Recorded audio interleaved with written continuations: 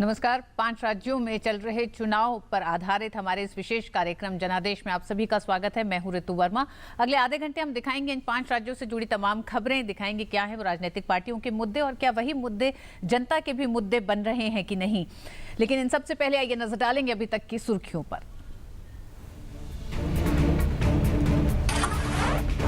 गृहमंत्री राजनाथ सिंह ने पश्चिम बंगाल में की चुनावी रैली। पुरुलिया में राजनाथ सिंह ने कहा, भाजपा नहीं करती है हिंसा की राजनीति। उन्होंने कहा कि केंद्र सरकार देश में कर रही है विकास के काम, विपक्ष राजनीति कर देश में माहौल खराब करने तक ही सिमटा।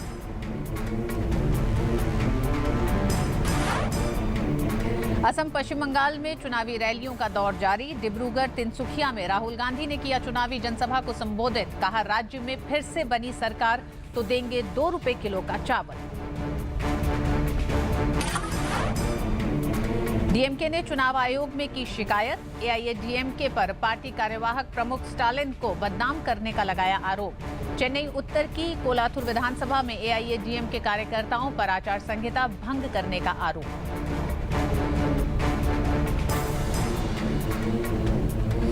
और असम और पश्चिम बंगाल में पहले चरण के मतदान की तारीख जैसे जैसे नजदीक आ रही है, वैसे वैसे राजनीतिक दलों का चुनाव प्रचार भी तेज होता जा रहा है। असम में कांग्रेस उपाध्यक्ष राहुल गांधी ने चुनावी रैली की। वहीं पश्चिम बंगाल में गृहमंत्री राजनाथ सिंह ने भाजपा उम्मीदवार के लिए जनसभाएं की। कांग्रेस का वार और बीजेपी का पलटवार, स्टिंगों का दौर और वादों की बौछार। जैसे जैसे असम और पश्चिम बंगाल में पहले चरण के मतदान की तारीख पास आ रही है, चुनावी पारा भी उसी तेजी से बढ़ रहा है। दोनों राज्यों में गुरुवार को भी कई बड़े नेताओं ने रैलियां की। कांग्रेस उपाध्यक्ष राहुल गांधी असम के दिग्बोई पहुंचे और फिर से गोगोई सरकार की उपलब्धियां गिनाई।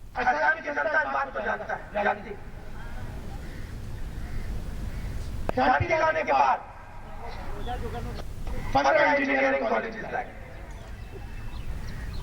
4 लाख युवाओं को हमने रोजगार दिलवाया,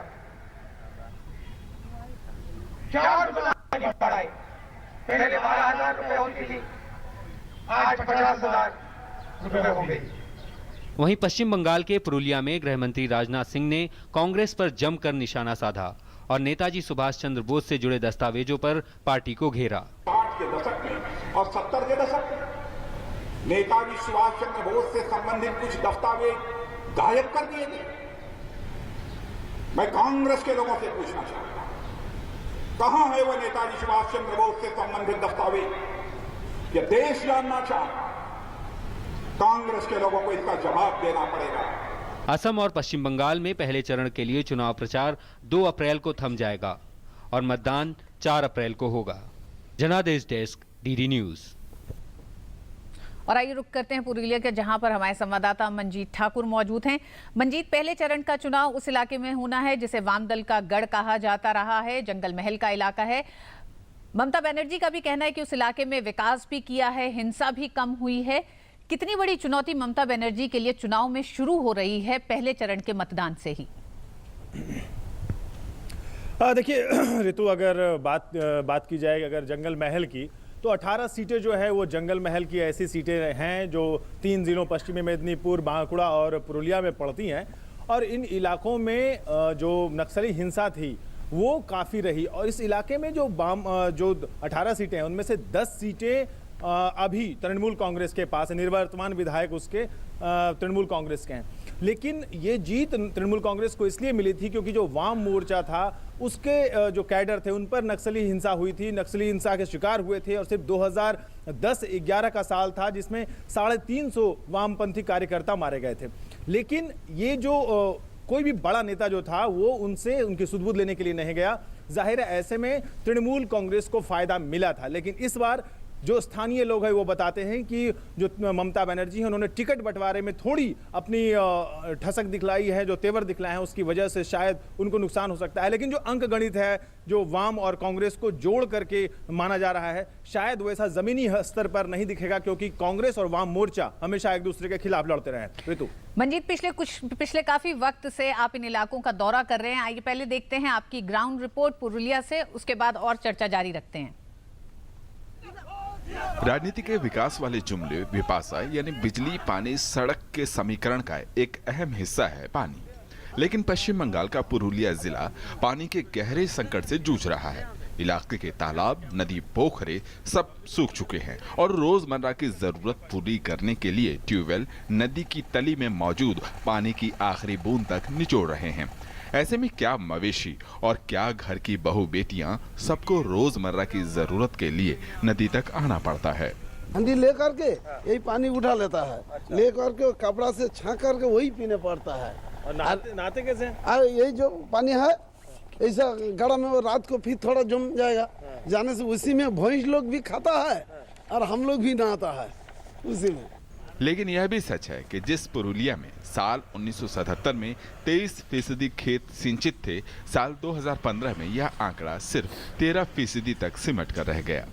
पुरुलिया जिले में लोग किस तरह पानी के लिए तरस रहे हैं, नदी की तली से निकालकर पानी पी रहे हैं और खेतों के लिए पानी बिल्कुल भी नहीं है। विकास के बाकी मानकों का क्या है, ये हम आपको लिए चलेंगे अयोध्या हिल्स की तरफ, जो कभी माओवादी हिंसा का गढ़ रहा था। अयोध्या हिल्स एक ऐसा इलाका है जो माओवादी हिंसा का शिकार रहा था, लेकिन शांति होने के बाद विकास की आस बंधी थी। फिर भी अयोध्या हिल्स के 106 गांवों के बीच सिर्फ एक प्राथमिक चिकित्सा केंद्र और एक स्कूल है, कॉलेज एक भी नहीं। ऐसे में नियति जैसी कई लड़कियों को पढ़ाई बीच में ही छोड़नी पड़ी।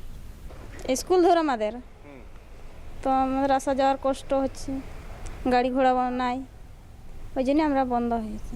विरोधी जंगल महल के विकास को सिर्फ छलावा करार देते हैं। मंजीत ठाकुर की रिपोर्ट, डीडी न्यूज, पुरुलिया। पश्चिम बंगाल में कभी औद्योगिक उत्पादन काफी रहा, काफी था, लेकिन राज्य की नीतियों की वजह से इकाइयां बंद हुई और लोग बेरोजगार हुए। पश्चिम बंगाल के ही एक औद्योगिक नगर आसनसोल, यहां भी बंद होती इकाइयां हैं और बेरोजगार होते लोग भी। रोजी रोटी के लिए परचून की दुकान में काम करने वाले ये हैं भास्कर घोष। भास्कर पहले आसनसोल औद्योगिक क्षेत्र के ताप बिजली घर में कर्मचारी थे, लेकिन वाम मोर्चे के शासनकाल में बीमार चल रहा उद्योग ममता के शासन में आकर बंद हो गया और कारखाने में काम कर रहे 150 नियमित और करीब 200 ठेके पर काम करने वाले कर्मचारी बेरोजगार हो गए। बहुत मुसीबत में हम लोग गिर गए हैं और बहुत मुसीबत से चला रहे हैं। ऐसे अभी एक तो मेरा भाई का ही दुकान है, उसी में काम करके रोजी रोटी निकल रहा है। कोई इनकम का रास्ता नहीं है, इसलिए जो उम्र में बंद हुआ रहा उसका बाद हम लोग का नौकरी मिलेगा कहाँ। 150 वर्कर और 150 ऑफिसर और कॉन्ट्रैक्टर वर्कर करीब 100 थे। आजादी के वक्त रोजगार देने के मामले में बंगाल के उद्योग उस वक्त के बंबई यानी आज के गुजरात और महाराष्ट्र दोनों राज्यों के बराबर था। सन 60 के दशक तक बंगाल कारखानों के मामले में पूरे देश में अव्वल था। सन 1971 के आंकड़ों के लिहाज से नेट वैल्यू में यहाँ के कारखाने पूरे देश के 14% थे और आज यह 4% से भी कम है। रोजगार के लिहाज से सन 71 का यह आंकड़ा 16% से 2012 में 6% हो गया। बहुत सा कोलियरी बंद हो गया है, इसको का मॉडर्नाइजेशन हुआ है, मॉडर्नाइजेशन में हम लोग का कोई फायदा नहीं हुआ। पूरे औद्योगिक उत्पादन के लिहाज से बंगाल में पिछले 30 साल में 50% की कमी आई है। भारत में कुल विदेशी निवेश का महज 2% यहाँ आया है। एक अनुमान के मुताबिक बंगाल का स्टेट डोमेस्टिक प्रोडक्ट गुजरात के 28% के मुकाबले महज 10% है। जाहिर है कि तमाम दावों और न जाने कितने बिजनेस समिट के बाद भी ममता बनर्जी बंगाल के उद्योगों को धीमी मौत मरने से नहीं उबार पाई हैं। अपने 34 साल के शासन में वाम मोर्चे ने पश्चिम बंगाल में एक रिकॉर्ड बनाया, दुनिया में सबसे लंबी चुनी हुई कम्युनिस्ट सरकार चलाने का। लेकिन इस रिकॉर्ड के साथ साथ एक और रिकॉर्ड बनाया, पश्चिम बंगाल में उद्योगों के बर्बाद होने का, मजदूरों के सड़क पे आने का। 5 साल तक ममता बनर्जी की सरकार रही। उन्होंने कहा कि पाइपलाइन में है 2.25 लाख करोड़ रुपए का निवेश आएगा और इसके साथ ही 2.5 लाख करोड़ रुपए के निवेश आने की और भी बात है। लेकिन लाखों करोड़ों की बात कुछ इस तरह की जाती है जैसे रोजगारी हो, लेकिन आज भी उद्योगों में काम करने वाला मजदूर पश्चिम बंगाल में चाहे आसनसोल हो या कोई और जगह रोजगारी चुनने के लिए बाध्य हो गया है। कैमरामैन सत्यप्रकाश दुबे और MM शर्मा के साथ मंजीत ठाकुर, डीडी न्यूज, आसनसोल। तो ये मुद्दे हैं जनता के पश्चिम बंगाल के। वक्त है एक छोटे से ब्रेक का। ब्रेक के बाद लौटेंगे, आपको दिखाएंगे कि 2011 से 2016 तक पश्चिम बंगाल में किस तरह से राजनीतिक समीकरण बदले हैं और वो क्या है बदलते समीकरण। वक्त है एक छोटे से ब्रेक का। सुनो, गाड़ी की चाबी तो ले लो। आज नो चाबी। आज से मेरा कारपूल स्टार्ट हो रहा है। सॉरी यार, लेट हो गया। सुनो। हाँ। Thank you. क्यों? मेरी डायमंड रिंग के लिए। Diamond ring? अब तुम कारपूल कर रहे हो, इसका मतलब हर साल हम फ्यूल बिल पे 50,000 तक तो बचा ही लेंगे। अब इतने में तो डायमंड रिंग आ ही जाएगी। आखिर बात तो एक ही है ना। कारपूल करें और सालाना 50,000 रुपए तक बचाएं। Download the PCRA Android app to know more about saving fuel. Issued in public interest by Petroleum Conservation Research Association, Government of India. आप सबने दुनिया भर में क्या मिसाल बनाई है। जिस सफाई से आपने कचरा वहीं फेंक दिया। और मन्नू आंटी क्या कूड़ा फेंकती हैं। ओलंपिक्स के गोला फेंकने वाले भी शर्मा जाएं। और ये देखिए, लक्ष्मी भाभी की सफाई तो गांव-गांव में प्रसिद्ध है। हमारे सुखिया भैया मन की करते, जहां सोचा वहीं शौच कर दिया।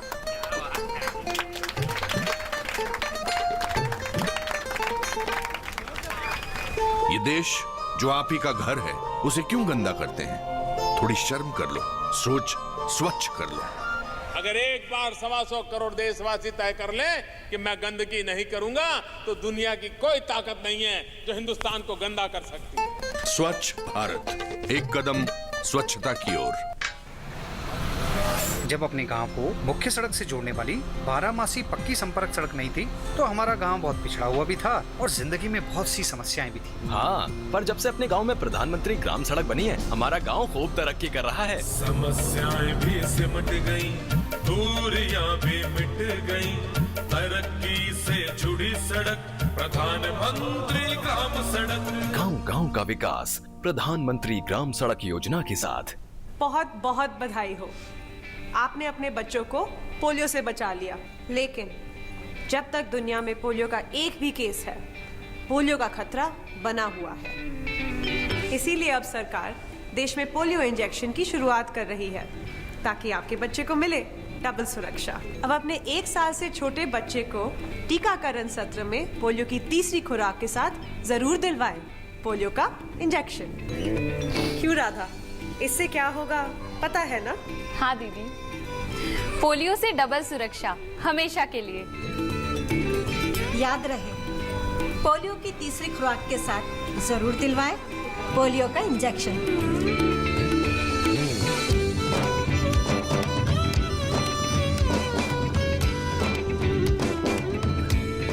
अधिक जानकारी के लिए अपने पास के स्वास्थ्य केंद्र, ANM या आशा दीदी से संपर्क करें।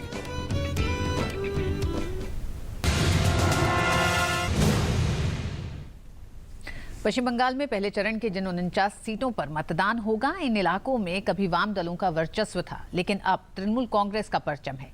2011 विधानसभा चुनाव से 2016 तक कई राजनीतिक समीकरण बदल चुके हैं। ऐसे में देखते हैं बदले समीकरण में चुनावी आंकड़े और राजनीति का दांव।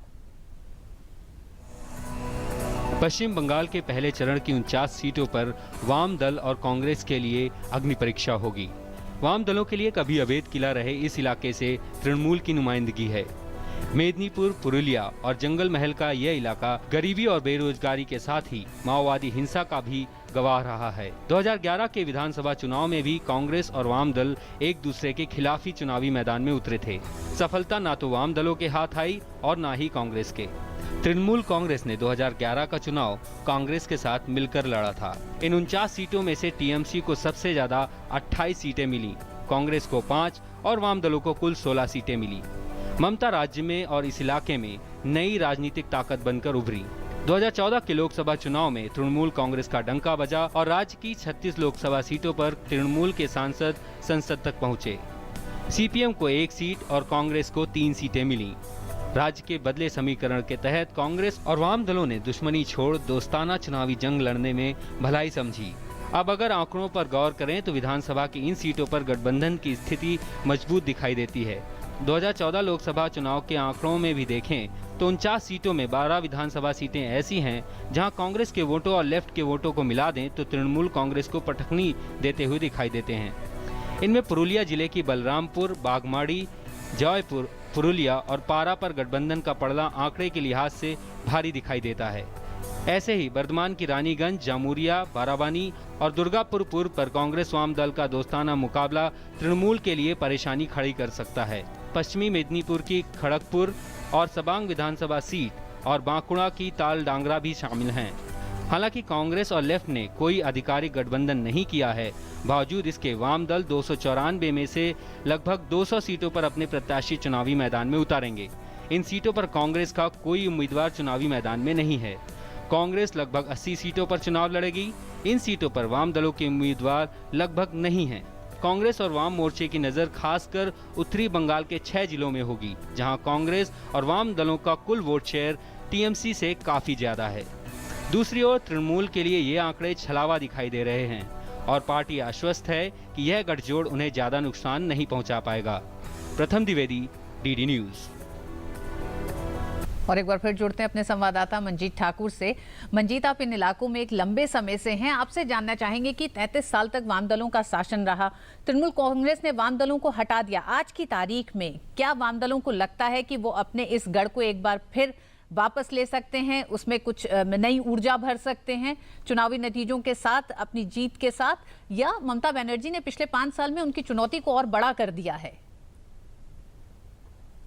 देखिए, निश्चित रूप से कहीं ना कहीं चुनौती ज़रूर बड़ा किया है ममता बनर्जी ने, क्योंकि ममता बनर्जी की उम्मीद जुड़ी हुई है कि जो 34 साल का शासन है वाम मोर्चे का, उसे नहीं भूले होंगे जो जनता है, उसके मन से उसकी यादें मिटी नहीं होंगी। एक उम्मीद यह है। दूसरी उम्मीद यह है कि जो अंडर एस्टिमेट कर रहे हैं राजनीतिक पंडित, वो है भारतीय जनता पार्टी का उभार। इस पूरे इलाके में जो मैंने देखा है, उसके हिसाब से भारतीय जनता पार्टी एक मौजूदगी दर्ज करेगी, अपनी बड़े पैमाने पर करेगी।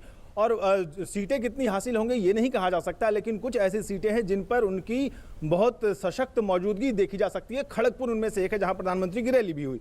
इसके अलावा जो जंगल महल का इलाका है, उसमें शांति है 3.5 साल से, और ये शांति को, जो उन्होंने कहा कि जंगल महलेर उन्नयन एक नारा दिया है ममता बनर्जी ने, उसको भुना रही है। लेकिन अभी भी मैं आपको बताऊं, विकास का जो नारा है वो कहीं ना कहीं ममता बनर्जी के जो दावे हैं उनसे कहीं ना कहीं अलग है, क्योंकि अयोध्या हिल्स की बात, जो रिपोर्ट आपने देखी ऋतु और दर्शकों ने भी देखी, वो उसमें यह है कि 106 गांव है अयोध्या हिल्स के आसपास, एक प्राइमरी हेल्थ सेंटर है, हाई स्कूल नहीं है, लड़कियों के लिए तो बिल्कुल भी स्कूल नहीं है। विकास के नाम पर वहाँ 2 रुपए किलो चावल दिया जा रहा है और मनरेगा का पैसा दिया जा रहा है, जो कि मनरेगा की मजदूरी मिलती है रोजगार के नाम पर। यह कहा जा रहा है कि 10,000 होमगार्ड्स की भर्ती की गई है, लेकिन वो सिर्फ जंगल महल के इलाके से नहीं है। इसलिए विकास का दावा वहां आकर ठिठक जाता है कि क्या विकास मनरेगा से आगे भी होगा, या विकास क्या सिर्फ 2 रुपए किलो चावल जो हफ्ते में प्रति व्यक्ति को मिलता है 2 दिन, वो उससे आगे बढ़ेगा। तो ये एक बड़ा सवाल ममता बनर्जी के लिए है। अगर अंकगणित की बात आप कर रही हैं, वाम दलों और कांग्रेस के जोड़ की जो फ्रेंडली फाइट की बात है ऋतु, निश्चित रूप से जिस वाम दलों के साथ 1977 के बाद हाल तक, लोकसभा चुनाव तक कांग्रेस और वाम दल आपस में लड़ते रहे हैं, फाइट करते रहे हैं, उनमें से फ्रेंडली फाइट की जो है बचाने की कार्यकर्ताओं के लिए नहीं होगी। वहीं राजनीतिक पार्टियों से ज्यादा बड़ी परीक्षा जनता की है, पश्चिम बंगाल में भी और खासकर पहले चरण में, क्योंकि आज भी विकास के तमाम दावे खोखले साबित होते हैं जब जमीनी स्तर पर लोगों की मूलभूत सुविधाओं की अगर बात होती है। बहुत बहुत शुक्रिया मंजीत इस पूरी बातचीत के लिए। वक्त एक छोटे से ब्रेक का, और ब्रेक के बाद जिक्र देखेंगे क्या है हाल असम में।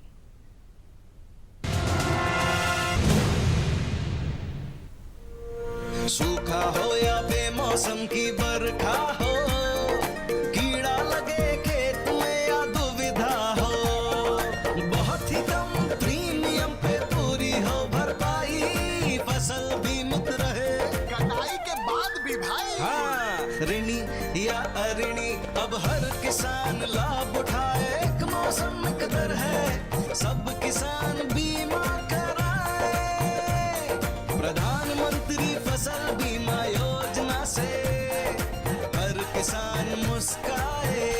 कृषि और किसान कल्याण मंत्रालय द्वारा किसान हित में जारी। प्रधानमंत्री ग्राम सड़क योजना ने हम गांव वालों के लिए तरक्की के रास्ते खोल दिए।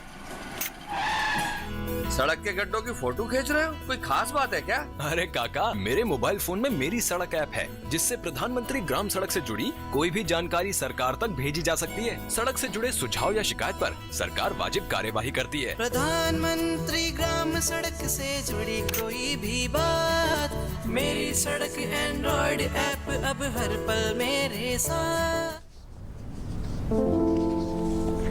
मैं अमिताभ बच्चन आज आपके सामने वो कहने जा रहा हूं जो मैंने पहले कभी नहीं कहा। मैं एक रोगी, हेपेटाइटिस बी का रोगी। 1982 में कुली फिल्म की शूटिंग के दौरान मेरे साथ एक दुर्घटना हुई। ऑपरेशन करवाना पड़ा और मेरे शरीर में 60 बोतल खून चढ़ाया गया। खून का कोई एक सैंपल हेपेटाइटिस बी इन्फेक्टेड था जो मेरे लिवर तक पहुंच गया।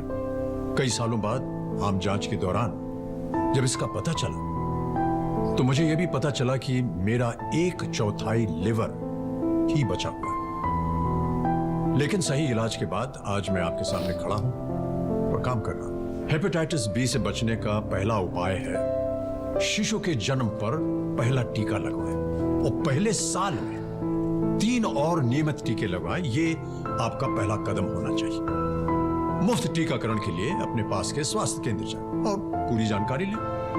देखिए, ये जो हेपेटाइटिस बी है, इससे हम डरेंगे नहीं, लड़ेंगे। किशोर अवस्था हम सब की जिंदगी का बहुत ही अहम पड़ाव होता है, जिसमें हम सब बहुत ही महत्वपूर्ण शारीरिक और मानसिक बदलावों से गुजरते हैं। इस उम्र में खून की कमी यानी अनीमिया काफी आम है, जिसके कारण कमजोरी, चिड़चिड़ापन और थकान जैसी शिकायतें आती हैं। सप्ताह में एक बार IFA की नीली गोली लेना किशोर अवस्था में विकास के लिए सहायक होता है। ये नीली गोली शासकीय शालाओं, आंगनबाड़ी केंद्रों और शासकीय स्वास्थ्य संस्थाओं में निशुल्क मिलती है। मैं आशा करती हूँ कि आप सब किशोर और किशोरियां साप्ताहिक IFA की इस नीली गोली का सेवन जरूर करेंगे।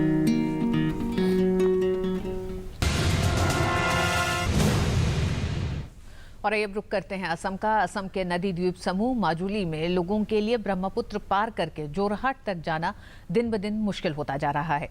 कभी बाढ़ की वजह से माजुली ठप हो जाती है तो कभी ब्रह्मपुत्र का कम पानी इस द्वीप की रफ्तार पर लगाम कस देता है। चुनावी मौसम में एक बार फिर लोगों के लिए पुल की मांग उठ रही है। माजुली एशिया का एकमात्र नदी का द्वीप है। यहाँ के लोग जोरहाट से जुड़ने के लिए एक अदद पुल की उम्मीद लगाए बैठे हैं। यहाँ के लोगों को अपनी दैनिक ज़रूरतों को पूरा करने के लिए और कई लोगों को रोजगार के लिए यहाँ पर चलने वाली परंपरागत फेरी का ही सहारा लेना पड़ रहा है। यह है माजुली निवासी गणेश सैकिया। व्यवसायी हैं और काम के लिए इन्हें अक्सर जोरहाट आना पड़ता है। पीढ़ियों से ये ब्रह्मपुत्र पार करने के लिए फेरी का ही सहारा लेते हैं। इनका मानना है कि अगर माजुली को पुल मिल जाता तो लोगों की समस्या काफी हद तक हल हो जाएगी। याते तो प्रॉब्लम बहुत है, आते जाते टाइम लगे यार, तो मैंने बीमारी से होएगा तो बहुत कष्ट होएगा। एक तो दलंग होले तो बहुत सुविधा मिलेगा। वहीं दूसरे कामों से आने वाले लोग भी मानते हैं कि माजुली के लिए पुल एक जरूरत बन चुकी है, क्योंकि अब आवागमन ज्यादा होता है। ऐसे में फेरी का इंतजार करना इनके लिए बहुत ही मुश्किल है। यहाँ में पुल नहीं है, आने जाने का तकलीफ। अगर कोई ऐसा मेडिकली सीरियस केस हो गया तो वहाँ में बहुत मेजर केस होने से मतलब आवाजाही में आने जाने में बहुत तकलीफ होता है। जोरहाट जैसे लिंक टाउन, गोगामुख भी लिंक टाउन है माजुली का, तो आने जाने में बहुत दिक्कत होता है, क्योंकि सिर्फ फेरी होता है और ड्राई सीजन जब होता है ना, बालू आ जाता है, फेरी इसमें खिंच जाता है। माजुली की आबादी करीब 2 लाख है और माजुली से बाहर जाने का एकमात्र साधन नाव है। कई दशक बीत गए, इस दौरान ब्रह्मपुत्र से काफी पानी भी बह गया, लेकिन माजुली के लोगों को जोरहाट से जोड़ने का पुल नसीब नहीं हो पाया है। यहाँ के लोगों ने अभी भी उम्मीद नहीं छोड़ी है। हालांकि इसके लिए काफी कोशिशें और प्रयास किए जाने के दावे भी किए गए हैं, लेकिन यहाँ के लोगों का सपना है कि वो इस गाड़ी से माजुली से जोरहाट पुल के माध्यम से जाएं। तो क्या ये उनका सपना साकार होगा, ये देखने वाली बात है। कैमरामैन अच्युतानंद साहू के साथ विक्रमजीत सिंह, डीडी न्यूज़, असम। और आइए रुक करते हैं तमिलनाडु का। चेन्नई की RK नगर विधानसभा सीट, इस सीट पर है सबकी नजर। आखिर क्यों ना हो, यहाँ की नुमाइंदगी खुद करती है मुख्यमंत्री जयललिता। पिछली बार इस सीट से वो 1.5 लाख वोटों से जीती थी। इस सीट से एक और उम्मीदवार है देवी। क्या देवी जयललिता को मात दे पाएंगी? चुनावी समर में दावे प्रतिदावे तो सामान्य सी बात है, पर कई नेताओं का कद, कहीं अंकगणित, कहीं मुद्दे दावों की इस जंग पर हावी हो जाते हैं। इस बार आरके नगर सीट पर मुकाबला दिलचस्प रहने वाला है। एक ऐसी सीट जहां विरोधियों के हौसले पस्त हो जाते हैं। इस सीट पर अभी अम्मा यानी जयललिता काबिज हैं, लेकिन इस बीच नाम तमिलनाडु काची पार्टी के टिकट से ट्रांसजेंडर प्रत्याशी देवी भी मैदान में उतरी हैं। अपनी जीत का दावा ठोकने वाली देवी का कहना है कि पार्टियों ने लोगों से वायदे तो किए पर कभी पूरे नहीं किए। मुझे अपनी जीत पर पूरा विश्वास है। राजनीतिक दल वादे तो करते हैं पर पूरा नहीं करते। राजनीतिक दल ज्यादा ट्रांसजेंडर्स को टिकट नहीं देते। मुझे पहला ट्रांसजेंडर प्रत्याशी होने पर गर्व है। निकाय चुनाव लड़ने की इच्छा रखने वाली देवी को नाम तमिलनाडु काची पार्टी के मुखिया फिल्म डायरेक्टर सीमन ने सीधे विधानसभा का उम्मीदवार बना दिया। स्टारों की मौजूदगी से बेपरवाह देवी सीधे लोगों से बात करती हैं और अपनी बात रखती हैं। चुनावी परिदृश्य पर नजर डालें तो कुछ पार्टियों के झंडे तले गिने चुने ही ट्रांसजेंडर प्रत्याशी मैदान में नजर आते हैं, पर वीआईपी सीट पर देवी जैसी उम्मीदवारों की मौजूदगी लोकतंत्र के चुनावी उत्सव की चमक को और भी गहरा बना देती है। जनादेश डेस्क, डीडी न्यूज। और चुनाव में ट्रांसजेंडर्स का हिस्सा लेना लोकतंत्र की मजबूती दिखाता है। आइए अब नजर डालते हैं दिन की 10 बड़ी चुनावी खबरों पर। कोलकाता के पुलिस कमिश्नर राजीव कुमार पर संकट गहराया। बीजेपी की शिकायत पर मुख्य चुनाव आयुक्त ने पश्चिम बंगाल सरकार से रिपोर्ट की तलब। केंद्रीय पर्यावरण मंत्री प्रकाश जावड़ेकर ने तमिलनाडु सरकार पर साधा निशाना, कहा राज्य में बिजली की हालत खराब है और राज्य सरकार ने उदय और उजाला योजनाओं को नहीं किया लागू। वाइको ने विरुधुनगर में की जनसभा, डीएमके पीडब्ल्यूएफ गठबंधन की विधानसभा चुनाव में जीत का जताया भरोसा। दूसरी तरफ अपने गठबंधन का दायरा बढ़ाने के लिए चेन्नई में वाइको ने आम आदमी पार्टी के राज्य नेतृत्व के साथ की मुलाकात। विधानसभा चुनाव में सभी पार्टियों ने झोंकी ताकत। राजनाथ ने पुरुलिया में तो राहुल गांधी ने डिगबोई में की चुनावी रैली, जमकर साधा एक दूसरे पर निशाना। चुनाव आयोग ने पहली बार कोयंबटूर में राजनीतिक दलों के लिए चुनावी रैलियां कराने के लिए 151 जगहों की एक लिस्ट जारी की है। भारतीय निर्वाचन आयोग ने सभी 5 राज्यों में होने वाले चुनावों के लिए शिकायत निवारण मशीनरी प्रदान करने का निर्देश दिया है। इसका मकसद सभी राज्यों पर शिकायतों को समय पर निपटारा करने और पारदर्शी प्रभावी तरीके से चुनाव संपन्न सुनिश्चित करना है। केरल में होने वाले विधानसभा चुनाव के लिए भाजपा अध्यक्ष अमित शाह 9 अप्रैल से करेंगे चुनावी अभियान की शुरुआत। डीएमके ने एआईएडीएमके के खिलाफ चुनाव आयोग से की शिकायत, कहा एआईएडीएमके स्टालिन के लिए कोलाथूर में कर रही है आपत्तिजनक प्रचार का प्रयोग। केरल विधानसभा चुनाव के लिए सीटों के बंटवारे को लेकर पार्टी में गतिरोध जारी, दिल्ली में सभी पार्टी नेताओं ने जमाया डेरा। जिले में 100% मतदान हो, इसके लिए इरोड जिले के छात्रों ने एक वोटर जागरूकता अभियान की शुरुआत की है। 1500 छात्रों ने लैंप जलाकर चुनाव जागरूकता अभियान चलाया। गौरतलब है कि इरोड जिले में 20,000 छात्र इस बार मतदान का प्रयोग करेंगे। और जनादेश के आज के अंक में बस इतना ही। हमारी पूरी टीम को दीजिए इजाजत। डीडी न्यूज पर खबरों का सिलसिला जारी रहेगा। नमस्कार।